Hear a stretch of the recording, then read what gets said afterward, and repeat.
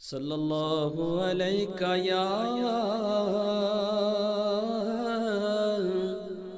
رسول اللہ، اور انس کو اپنی عبادت کے لیے پیدا فرمایا۔ میرے پیارے آقا علیہ السلام کے پیارے دیوانوں، انسان شاہکار قدرت ہے، اللہ کی قدرت کا شاہکار ہے انسان۔ انسان وہ انسان ہے کہ اگر اللہ رب العزت کی پوری کائنات کو سمیٹ دیا جائے تو انسان کا وجود ترتیب پاتا ہے۔ انسان کو صوفیاء کرام نے کائنات اصغر کہا ہے، یعنی چھوٹی کائنات کہا ہے۔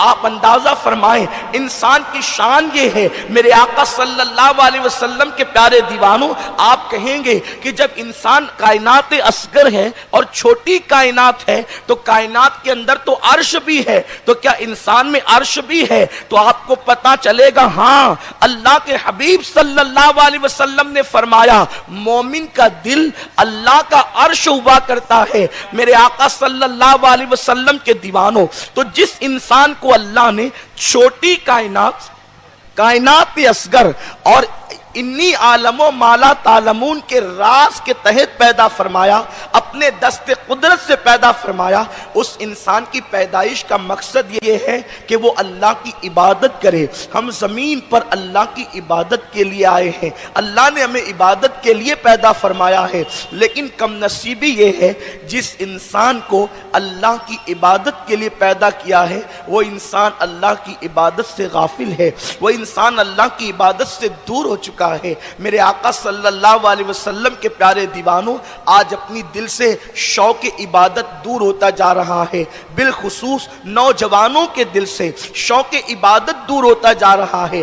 آج اپنی پوزیشن یہ ہے، آج اپنا حال یہ ہے، ہم ہر کام کے لیے وقت نکالتے ہیں لیکن اللہ کی عبادت کا وہ شوق نہیں، اللہ کی عبادت کا وہ ذوق نہیں، اللہ کی عبادت کا وہ جذبہ نہیں جو ہمارے اسلاف میں موجود تھا۔ میرے آقا صلی اللہ علیہ وسلم کے دیوانوں، آج یہ میں آپ کو بتاؤں، اللہ اکبر، کیا انداز تھا گناہوں سے بچنے کا اور نیکیاں کرنے کا، اس لیے کہ عبادت نام ہے اپنے آپ کو گناہوں سے بچانے کا اور نیکیاں کرنے کا۔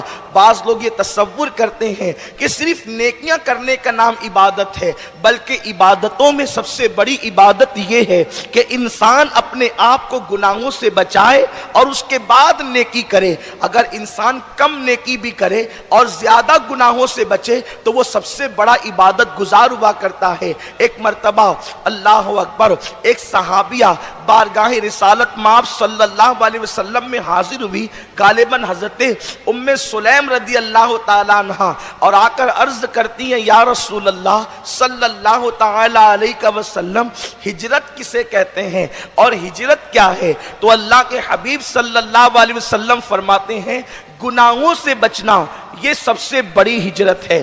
اگر کوئی بندہ اپنے آپ کو گناہوں سے بچا لیتا ہے تو اس کا شمار مہاجرین میں ہوتا ہے۔ میرے پیارے آقا صلی اللہ علیہ وسلم کے پیارے دیوانوں، اور ہجرت کیا ہے؟